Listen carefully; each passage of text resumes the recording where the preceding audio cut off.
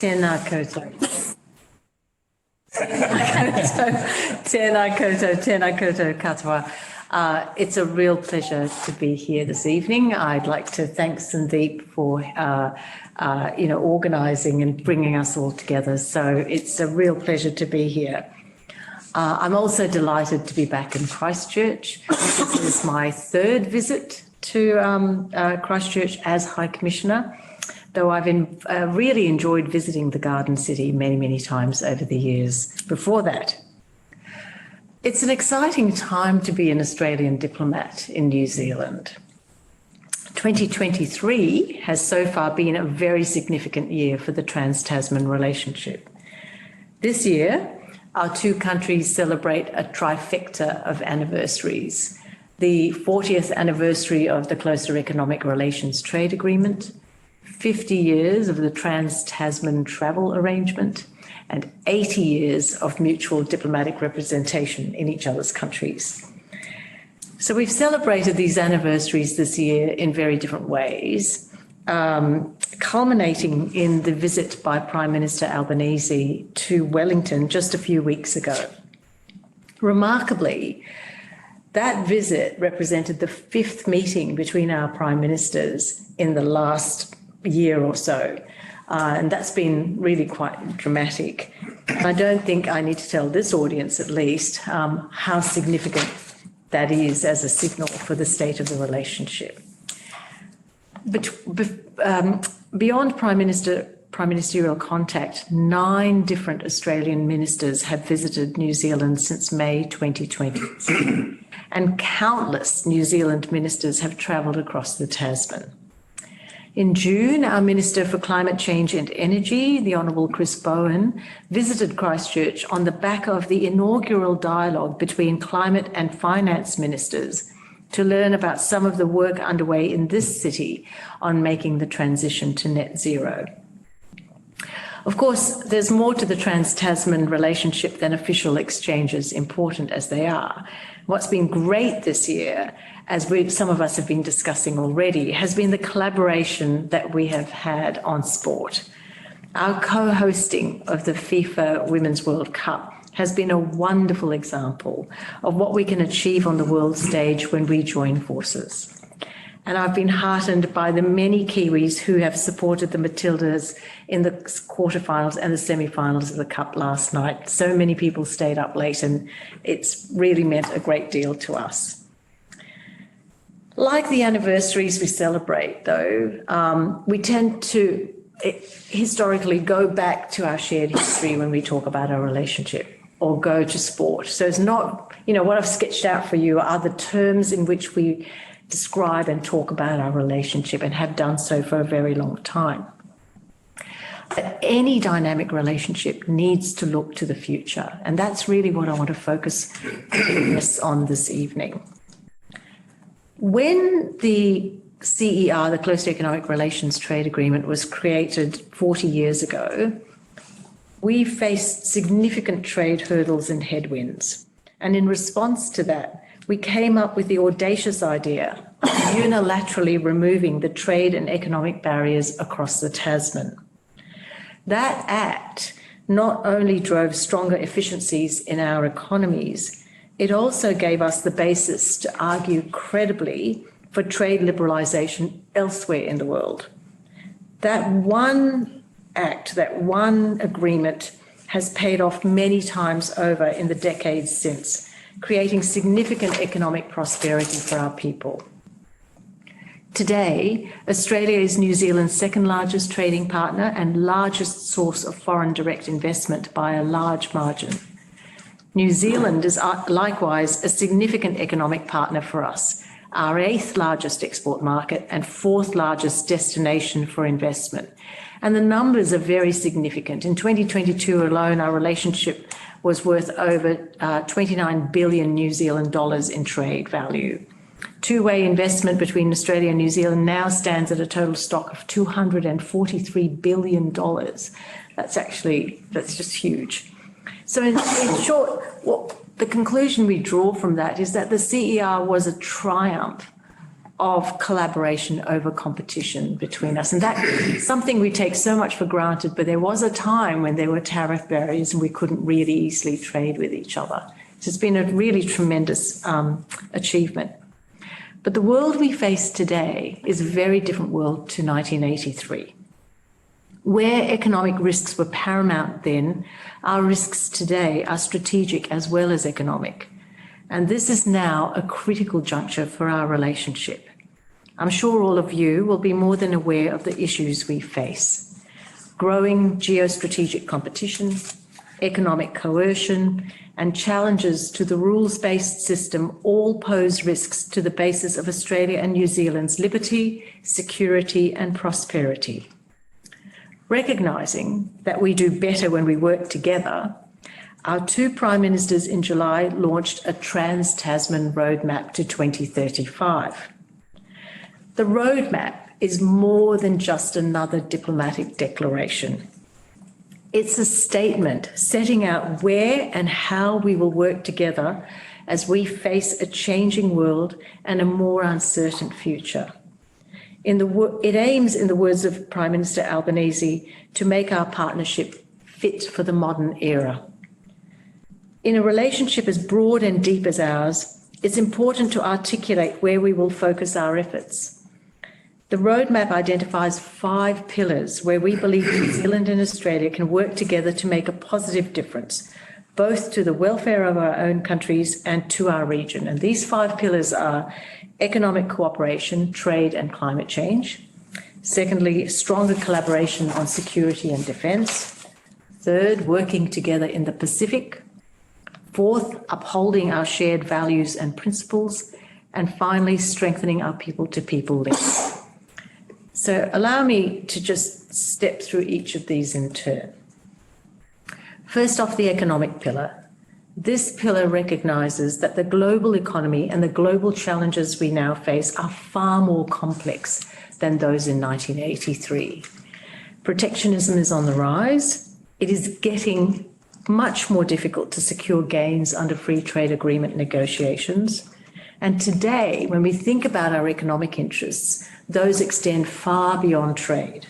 They span investment, regulatory environments, business conditions, immigration and labour policy, infrastructure and the movement of people. Layered on top of that, considerations such as gender equality and growing links with Indigenous businesses also are now important features of how we conduct our economic relationships. We will continue to extend the single economic market and facilitate a seamless business environment under the CER. That will continue. So I'm not saying I'm jettisoning that, but modernising our economic relationship means incorporating all those broader elements. We've already taken a step forward here. Just last Friday, our trade ministers issued a declaration on sustainable and inclusive trade, which wraps up those broader issues. Today, of course, climate change is as much an economic as an environmental or moral imperative. So it is upfront as a key part of our economic relationship in the roadmap. To illustrate what this looks like, I mentioned in June we held the world's first ever meeting of our respective climate and finance ministers. And at that meeting, our ministers agreed to coordinate efforts to produce and supply electric and zero-emission vehicles into the Australasian market and to work to align sustainable finance networks across the Tasman. It is by joining our forces in this way that we can generate benefits for both our countries in ways that address the demands of modern economies. Turning to the second pillar, security and resilience. And that second pillar of the roadmap recognises that our partnership is also a strategic asset. Fundamentally, there is no other country that Australia trusts as much as we do New Zealand. This is because we know each other so well. When we speak of our shared history and values, what that means in reality is that we see the world in similar ways and we both aspire to the same things. What do we aspire to? Well, for our part, Australia seeks an Indo-Pacific region which is peaceful and predictable, that is governed by rules and norms, and where all our countries and people can cooperate, trade and thrive. However, as I've mentioned before, we now live in a region where all those aims are under challenge. The Indo-Pacific region is home to the largest military build-up anywhere in the world, with transparency and reassurance. Across the region, defence spending has grown by 33% in the last 10 years alone. Russia's illegal and immoral invasion of Ukraine, which both our nations have rightly and vehemently condemned, illustrates what can happen when larger powers seek to exercise their power against smaller ones in defiance of international law. Australia is responding to all these strategic challenges we see around us by using all our levers of statecraft to positively shape our region and to deter aggression and coercion.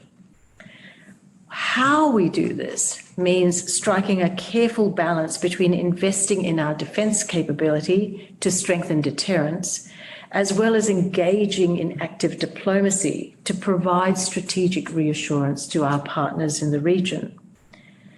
We recognise, though, that even though Australia is taking action, no country can face the scale and range of these challenges alone. Australia and New Zealand have a long history of security cooperation. We are also formal military allies. So, New Zealand is a vital partner for us. Interoperability between our defence forces is a crucial asset and one we are keen to preserve. To this end, we welcome the recent release of New Zealand's Defence Review, which places a high priority on maintaining our interoperability. Beyond defence, the roadmap identifies where we will cooperate with New Zealand across the entire suite of security concern. It includes collaboration between our national security agencies, working together on transnational threats, including terrorism, violent extremism, foreign interference, mis- and disinformation, and cyber attacks. And I'm very confident that that level of trust that we have between us will underpin and secure a shared security collaboration going forward, making each of us stronger in the process. Moving on from security, and kind of related to that, it does extend beyond the Tasman. There's a tendency for us to talk about the Trans-Tasman relationship as a linkage between the two of us. But when you think about the power of the bilateral relationship, it's actually what we can do together outside in the world together as well. And so that goes, I suppose, to the third pillar, where we work together in the Pacific. Both Australia and New Zealand are Pacific nations. It's where we live. Our future success is tied to that of our region. The roadmap spells out the many ways in which we both work together with partners in the Pacific. But it also recognises that how we partner matters as much as what we deliver. Australia and New Zealand already do a lot together in the Pacific. For example, we are both members of regional organisations, and we have a long-standing commitment to providing swift and effective responses to emergency and disaster situations. Over many years, we have also provided support in specific situations where needed, for example, to the Government of Solomon Islands to preserve security and stability. Despite this, we can and should do more together to leverage our assets and our resources to respond to Pacific priorities. This includes, for example, supporting climate resilient infrastructure or supporting economic resilience in Pacific countries. Just last week, Australia launched our new international development policy, the first in almost a decade, in which, as you'd expect, the focus on the Pacific is front and centre. I had spoken earlier about defence and diplomacy as core elements of our statecraft. Our development program is another critical component in building the stable, secure and resilient region we seek. While I'd encourage you to read the new policy, it really is great, printed on lovely glossy paper, nice pictures. But I thought I might just draw out a few salient points. The policy reinforces the importance of starting with listening to the priorities and needs of our partners in the Pacific when we design our development assistance programs. Part of this listening and respect is a commitment to take action not just at home, but regionally and globally. So very clearly, climate change is a number one priority for Pacific nations, as is gender equality. The new development policy commits to ensuring at least half of all new bilateral and regional investments will have a climate change objective from 2024 to 2025. And we have reinforced that our target that 80%, we have reinforced our target that 80% of all investments also meet a gender equality objective. Perhaps drawing us a bit closer to New Zealand's approach, the new development policy commits us to building genuine and respectful partnerships, supporting local leadership and embedding the perspectives of First Nations in our efforts. And what this does in aligning our approach with that approach that New Zealand has had for a long time is it opens up much more scope for both Australia and New Zealand to partner meaningfully with and in the Pacific. So there's kind of a very quick gallop through the big three pillars. There's a lot there, I'm conscious. But all those three sit under what I call the foundational pillars of the relationship, and that would be our values and our people. Translating the ambition that we've spelled out into meaningful action and delivery will take serious commitment on both sides. It will reshape our relationship in new ways into the future. And what gives me confidence that Australia and New Zealand can achieve this ambition is embedded in the final two pillars of the roadmap. It's what I call the secret sauce of the Trans-Tasman relationship, and that's the values and people links. So on the first, on the values point, both our nations have long been active supporters of the rules-based order. Those rules and norms that govern us and that have allowed both our countries to prosper, thrive and trade, and to avoid a might is right approach. For our efforts to succeed in the world, we need to continue our work to uphold and champion this system together, guided by international law as it comes under increasing strain. So the roadmap commits us to continue supporting multilateral forums such as the UN and the WTO, and to continue promoting respect for human rights globally.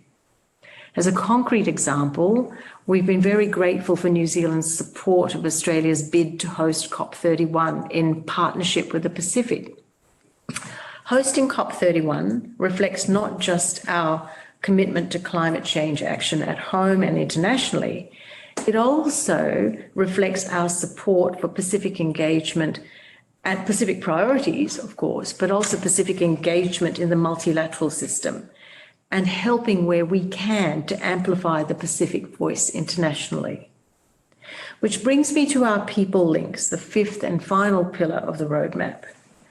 Ours is not just a relationship between two governments. Ours is a relationship between two peoples. It is the personal connections which provide the truly unique character to our relationship and bind us as family. Today, nearly 700,000 New Zealanders call Australia home. That's 15% of New Zealand's population. So many Australians and New Zealanders, myself included, have experience working, doing business, holidaying, studying, living, visiting family and friends in each other's countries. These links are what makes our relationship so strong and dynamic. We are committed, therefore, to nurturing our people links on the basis of mutual respect and reciprocity. Earlier this year, Prime Minister Albanese announced a direct pathway to Australian citizenship for those New Zealanders who already call Australian home. And as of the 1st of July, last month, New Zealand citizens living in Australia have had a direct pathway. In response to New Zealand's concerns, the Australian government also amended our regulations to take a common sense approach to the 501 visa cancellations, taking into account how long someone has lived in Australia. Increasingly, we're both working to recognise and support the value our Indigenous people bring to the Trans-Tasman relationship as well. In Australia, when we speak of our people, we speak of a nation that is home to the oldest continuous civilisation in the world, our Aboriginal and Torres Strait Islander people, and over 300 ancestries that link us to every corner of the earth. The Australian government has committed to holding a referendum later this year on the principle of recognising Aboriginal and Torres Strait Islander peoples in the Constitution through an Aboriginal and Torres Strait Islander voice. The government is also developing a First Nations foreign policy to reflect Indigenous voices in our national identity. The appointment of Mr. Justin Mohammed as Australia's inaugural Ambassador for First Nations people is an important step toward elevating the perspectives of First Nations people, Australia's first diplomats. And we recognise that strengthening our Indigenous connection also has benefits further afield, enabling deeper engagement with many of our closest partners, not least New Zealand, but also our Pacific family. So in concluding, Prime Minister Albanese has described this as a decisive decade for peace, prosperity, security and unity in the Indo-Pacific. Both our governments recognise that we face a world not just of increasing challenge, but also of increasing complexity. Our task is to find a way beyond simple binaries to grapple with this complexity and in the process to find the opportunities it presents. And each of us needs to do this in our own way. As I read with very keen interest the various foreign and strategic policy documents issued by the New Zealand government in recent weeks, I recognise that you, like us, are working to map a path that works for your country in articulating and responding to the challenges we face. Like us, you also place a strong emphasis on working with partners. We welcome and share your view on the importance of close alignment between Australia and New Zealand. Today, the trust between both our countries is more than just a feature of the relationship. It is a vital strategic asset. Just as we did with the CER 40 years ago, we are now entering a new phase of our relationship. We don't seek to be identical. Our unity of purpose does not mean uniformity of approach. What makes us different can also be a strength. But what will be key is a sense of common purpose and a spirit of collaboration. And so the roadmap is one key document that provides us with this common vision. It's a recipe for collaboration and it's a recipe for the future. I look forward very much to working with our New Zealand colleagues to translating that vision to reality for the benefit of all of us, and I look forward to the discussion that we have ahead of us. Thank you very much. Thank you.